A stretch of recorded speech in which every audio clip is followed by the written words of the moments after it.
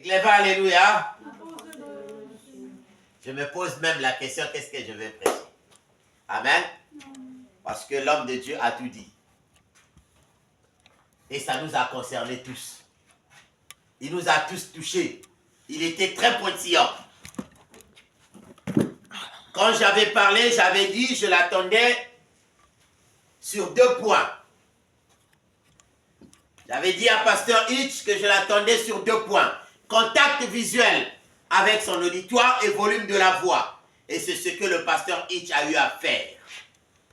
Il a respecté le volume de la voix quand il nous a exhortés et l'instrument que Dieu va utiliser puissamment. Ma déclaration ce matin est que la main de l'Éternel soit sur lui et qu'il utilise plus et plus et plus encore que moi. Parce que ce qu'il a fait ce matin, il est allé au-delà de ce que j'attendais de lui. Et que l'école du ministère théocratique soit une école dans cette église qui doit booster les jeunes serviteurs de Dieu. Je ne m'attendais pas à ça ce matin, mais ce que j'ai écouté sortir de la bouche de Hitch, c'est du waouh. Ça m'a vraiment surpris. Que l'Éternel t'utilise encore plus, mon fils.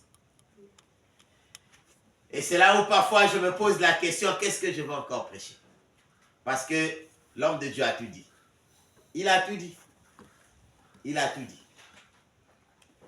Si ce n'était que moi, ce matin, j'allais dire, on reste dans la louange. On chante pour Dieu. On chante. Parce que ce qu'il a dit ce matin, c'est trop costaud. C'est trop costaud. Il a touché 2 volets au même moment. Et c'est les 2 volets que nous, les chrétiens, nous pensons que Dieu attend de nous. Et Dieu veut seulement ta reconnaissance envers lui. Dieu n'attend rien d'autre de toi. Il veut juste la reconnaissance comme l'homme de Dieu a dit. Il a souligné. Il a lu. Les oiseaux en hauteur, c'est lui qui les a créés. Les boucs, les taureaux, tout ce qu'il faut, c'est lui qui a créé. Donc il n'a pas besoin de tes holocaustes. Ne pense pas qu'en donnant les holocaustes, qu'il est là pour manger la chair ou pour boire le sang. Non, il n'en a pas besoin parce que s'il avait faim, il pouvait prendre, c'est à lui.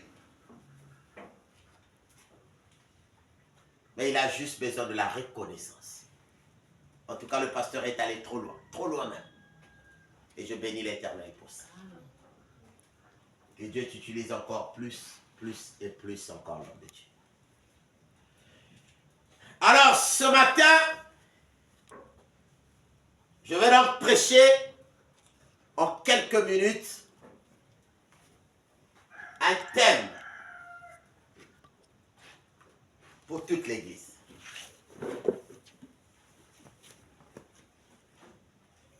L'homme, depuis la chute d'Adam et Ève,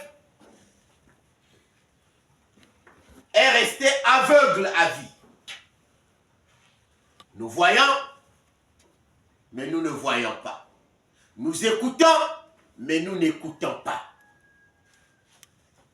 Voilà pourquoi dans Jean chapitre 3, Nicodème, le docteur de la loi, est allé voir le Christ en cachette et a posé la question à Jésus-Christ.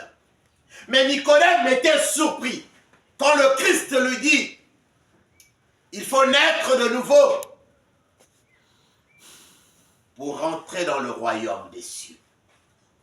Nicodème dit à Jésus, comment ça, Seigneur? Tu peux dire que quelqu'un comme moi, à mon âge, gros, costaud, baraqué, élancé, court, je vais encore renaître de nouveau. Jésus lui dit, même toi, Nicodème, docteur de la loi, tu ne connais pas ces versets-là. Oh, c'est comme ce matin, quand le pasteur a parlé, ça m'a fait boum. S'il avait la vision, il devait dire quoi? Pasteur, tu es étonné de ce que j'ai dit. C'est comme Nicodème, docteur de la loi, ne savait pas ce que voulait dire naître de nouveau. Et pourtant, c'était une évangile, on va dire même directrice de la Bible. Nicodème ne savait pas. Le Christ l'a encore bouleversé. Quand il a dit, le Saint-Esprit est comme le vent. Tu peux le sentir, mais tu ne sais pas d'où il vient et où il va. Nicodème a dit, non, là tu as exagéré. Parce que Nicodème ne comprenait rien dans ça. Mais pourquoi Nicodème ne comprenait pas? Tout simplement parce que Nicodème était aveugle et parce que Nicodème était sourd. Il ne pouvait ni comprendre parce qu'il ne voyait pas et il ne pouvait ni comprendre parce qu'il n'entendait pas. Et c'est comme nous tous d'ailleurs. Nous sommes aveugles et nous sommes sourds. Voilà pourquoi nous sommes étonnés jour après jour quand il y a une révélation qui arrive. Tout comme ce matin, nous avons été étonnés quand l'homme de Dieu a parlé.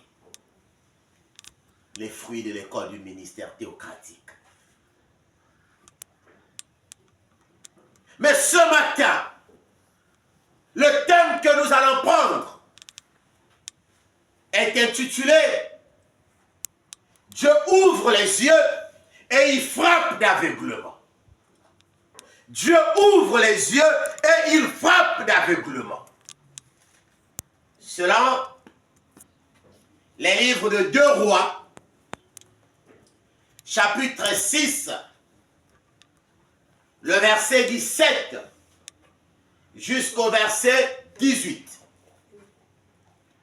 2 Rois, chapitre 6, le verset 17 jusqu'au verset 18.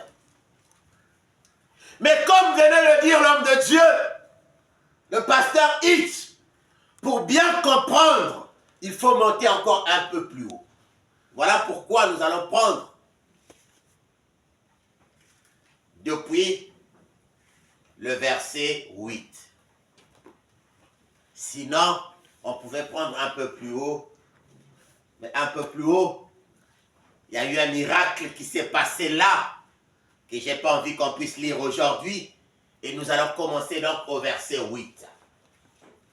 Si vous êtes à la ligne, je vais lire ce qui est écrit au nom du Seigneur. 2 Rois chapitre 6, verset 8 au verset 18. Le roi de Syrie était en guerre avec Israël. Et dans un conseil qu'il tint avec ses serviteurs, il dit, « Mon camp sera dans un tel lieu. » Mais l'homme de Dieu fit dire au roi d'Israël, « Garde-toi de passer dans ce lieu, car les Syriens y descendent. » Et le roi d'Israël envoya des gens pour s'y tenir en observation vers le lieu que lui avait mentionné et signalé l'homme de Dieu. Cela arriva non pas une fois, ni 2 fois. Le roi de Syrie en eut le cœur agité. Il appela ses serviteurs et leur dit, « Ne voulez-vous pas me déclarer lequel de nous est pour le roi d'Israël »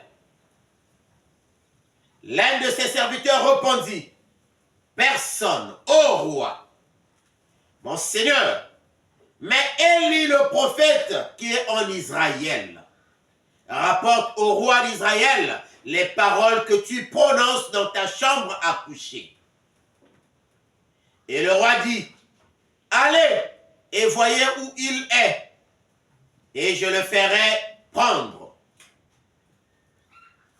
On vint lui dire, « Voici, il est à Dothan. »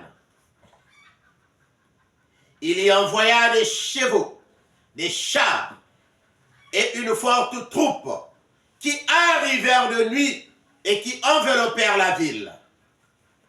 Le serviteur de l'homme de Dieu se leva de bon matin et sortit, et voici une troupe entourait la ville avec des chevaux et des chars.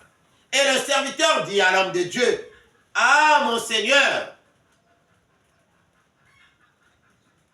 Et le serviteur dit à l'homme de Dieu, « Ah, mon Seigneur, comment ferons-nous »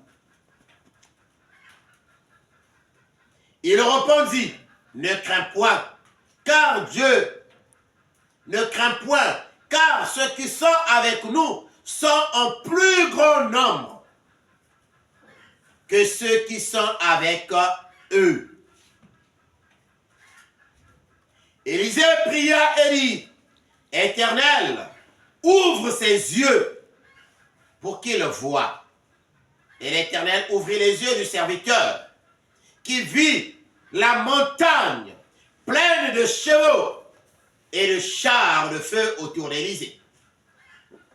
Les Syriens descendirent vers Élisée et adressa alors cette prière à l'Éternel. D'elle frappait l'aveuglement cette nation, et l'Éternel les frappa l'aveuglement, selon la parole du prophète Élisée. Amen. Amen. Alléluia.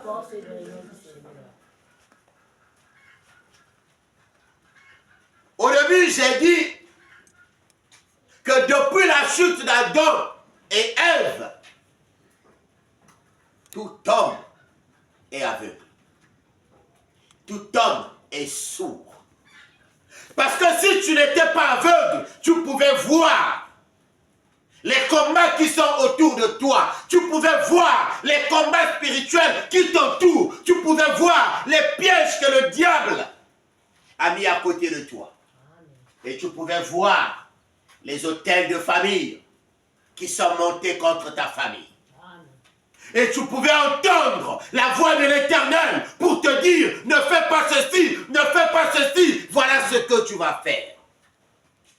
Parce que dans le jardin d'Éden, Adam n'avait pas besoin d'un interprète. Adam voyait Dieu et il entendait Dieu. Voilà pourquoi le jour où Dieu est descendu, Dieu l'a cherché, Adam s'est caché, croyant que Dieu ne le voyait pas. En fait, c'est lui qui ne voyait plus Dieu, mais Dieu le voyait. Parce que c'est ses yeux qui s'étaient fermés. Et c'est ses oreilles qui étaient bouchées. Voilà pourquoi quand Dieu dit, Adam, Adam, où es-tu? Il dit, je me suis caché. Mais comment tu peux te cacher devant le Créateur? C'est ses yeux qui ne voyaient plus. Et depuis ce jour-là, l'homme est devenu aveugle.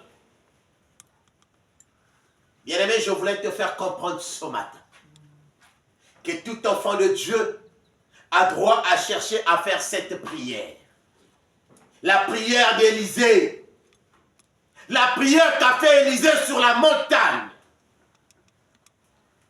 Pourquoi nous devons faire cette prière? Parce que tous, nous vivons dans la peur. Tous, nous avons peur de ce qui nous arrive, de ce qui peut nous arriver, de ce qui est comploté contre nous, bien que nous ne voyons rien. Tu as perdu ton emploi. Tu te poses des questions, pourquoi? C'est parce que tu ne vois pas les combats autour de toi. Amen. Ton mari t'a quitté, ta femme t'a abandonné, tes enfants tombent constamment malades. Tu te poses la question, pourquoi? Tout simplement parce que tu ne vois pas les combats autour de toi. Amen. Et c'est cette peur qui te pousse à te poser beaucoup de questions, pourquoi? C'est cette peur d'aveuglement qui te pousse à dire pourquoi.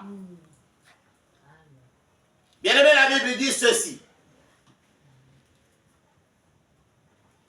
Dans les livres d'Ésaïe chapitre 59, le verset 15, nous allons lire ça quand même. Ésaïe 59, le verset 15, nous allons lire ça. Ésaïe 59, le verset 15. Si vous êtes dans la ligne, je vais lire au nom du Seigneur. La vérité a disparu et celui qui s'éloigne du mal est dépouillé. Dieu parle au prophète Ésaïe. Il dit, la vérité a disparu. Mais celui qui tente de marcher dans la vérité, il est dépouillé. Aujourd'hui, l'homme ne veut plus entendre parler de Dieu. Quand on dit tu es chrétien, tout le monde te menace, tout le monde veut t'empêcher, tout le monde parle de toi. Pourquoi? Mais c'est parce que si toi, chrétien, tu es dans la droiture, tu reflètes la lumière. Et quand tu reflètes la lumière, tu éclaires le monde de ténèbres. Et quand tu éclaires le monde de ténèbres, leur histoire est dénoncée aux yeux de tous. Alors ils ne veulent pas ça. Ils ne veulent pas ça. Voilà pourquoi ils doivent te menacer. Voilà pourquoi ils doivent te menacer. La Bible nous dit, dans les livres de 2 Rois, chapitre 6, le verset 10, que le roi de Syrie n'a pas cherché à comprendre est-ce qu'il va vaincre l'armée d'Israël. Non. Parce que pour lui, il s'est dit, toutefois qu'il y avait des problèmes, le roi d'Israël était informé. Toutefois qu'il faisait des plans, le roi d'Israël était informé. Et à un moment, il s'est dit, est-ce que j'ai quelqu'un dans mon équipe qui donne des informations au roi d'Israël? Il a commencé à se poser des questions. Est-ce qu'il y a quelqu'un dans mon équipe qui est là comme complice pour le roi d'Israël? Parce que toutefois que nous avons un plan, eux ils sont informés. Il a appelé tous ces hommes de confiance. Il leur a dit, dites-moi parmi nous, qui trahit les plans? Mais parmi eux, il y avait quelqu'un qui connaissait la grandeur du Dieu d'Israël. Parmi eux, il y avait quelqu'un qui connaissait la valeur d'un serviteur de Dieu. Et c'est celui-là qui a dit, personne parmi nous. Mais il y a quelqu'un là-bas, le prophète Élisée. C'est lui, roi, tout ce que tu dis en secret dans ta chambre. Il révèle ça au roi d'Israël. Bien-aimé, quand tu marches dans la droiture avec Dieu, rien ne pourra être caché. Voilà pourquoi Dieu utilisa le prophète comme les yeux du roi d'Israël. Il a utilisé le prophète comme les yeux du roi d'Israël. Comme les oreilles du roi d'Israël. Et le prophète était là à accomplir la mission. Quand il a accompli la mission, quand il a annoncé au roi d'Israël ce qui devait arriver, les plans du roi de Syrie, le roi a été bouleversé. On nous dit au verset 10 que le roi était bouleversé.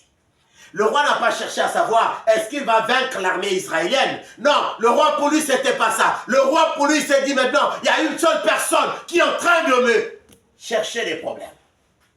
C'est le prophète Élisée. Oh bien-aimé, tu te poses la question, tu te retrouves dans un groupe, dans une famille. Tu es la seule personne qu'on menace. Tu es la seule personne qui est mal vue. Tu es la seule personne que tout le monde cherche sa tête. Pourquoi? Parce que tu as une étoile sur toi. Tu as une lumière de Dieu sur toi. Voilà pourquoi tout le monde veut te tuer. Il n'y a pas autre chose que ça. Amen. Parce qu'ils savent que la lumière de l'Éternel est sur toi. Amen. Parce qu'ils savent que tu marches selon la droiture de Dieu. Amen. Parce qu'ils savent que Dieu te révèle certaines choses. Amen. Parce qu'ils savent que le Saint-Esprit est avec toi. Amen. Voilà pourquoi le roi de Syrie a dit, allez me chercher cet homme-là et repérez là où il est. Vous avez vu que le roi de Syrie n'a pas dit, allez me chercher à comprendre quels sont les plans de l'armée d'Israël. Non, pour lui, ce n'est pas l'armée d'Israël. Mais pour lui, c'est toi. Il a cherché une seule personne, c'est le prophète. Amen. Quand tu es enfant de Dieu, il faut te dire que ta tête est mise en prix. Quand tu es enfant de Dieu, il faut te dire que quand tu marches dans la droiture, Satan va chercher comment te détruire. Amen. Pourquoi? Parce que pour lui, tu troubles son camp. Parce que pour lui, tu révèles la vérité pour que les gens de son camp l'abandonnent. Amen. Voilà pourquoi Satan, lui, il ne va jamais t'abandonner. Il ne va jamais rien chercher d'autre. Mais il va chercher juste à te toucher. Amen. Mais une chose que tu dois comprendre, c'est que tu dois rester ferme envers Dieu. Amen. Tu dois rester ferme envers Dieu. Tu dois rester ferme envers Dieu. La Bible dit que l'ange de l'Éternel campe dans le camp de ceux qui craignent Dieu. Les psaumes de David 34, le 8e couplet, l'ange de l'Éternel campe dans le camp de ceux qui craignent Dieu. Bien-aimé, quand le serviteur est sorti le matin, dès qu'il sort, il voit comment les troupes, les chars, les chevaux étaient en train d'envahir la ville. Il était aveugle. Oh, il voyait ce qui était physique, mais il ne voyait pas ce qui était spirituel. C'est comme toi et moi, nous voyons les militaires le matin, mais nous ne voyons pas les anges que Dieu a mis à notre service, qui sont là pour nous protéger, qui sont là pour nous protéger, qui sont là pour combattre pour nous. Amen. Le serviteur a eu peur. Il est allé voir le prophète et il a dit, « Mon Seigneur, que ferons-nous? Nous sommes envahis. Nous sommes en guerre. » Mais le prophète, croyant à un Dieu, croyant à la main libératrice d'un Dieu puissant qui est le maître de l'armée, qui est le Père céleste, il était là, il a dit, je n'ai peur de rien, et il a dit à son serviteur, ne crains rien. Ne crains rien. Oh bien-aimé, quand tu as Dieu, peu importe les difficultés que tu traverses, peu importe les situations que tu traverses, quand tu as Dieu dans ta vie, ne crains rien. Parce que la main libératrice de Dieu sera toujours sur toi. Amen. Et c'est là où le prophète va maintenant faire une prière. Et il va dire, Seigneur, ouvre ses yeux pour qu'il voie. Amen. Ouvre ses yeux pour qu'il voie. Et par là, moi j'ai compris une chose. Que Dieu, il écoute les prières de ses enfants. Amen.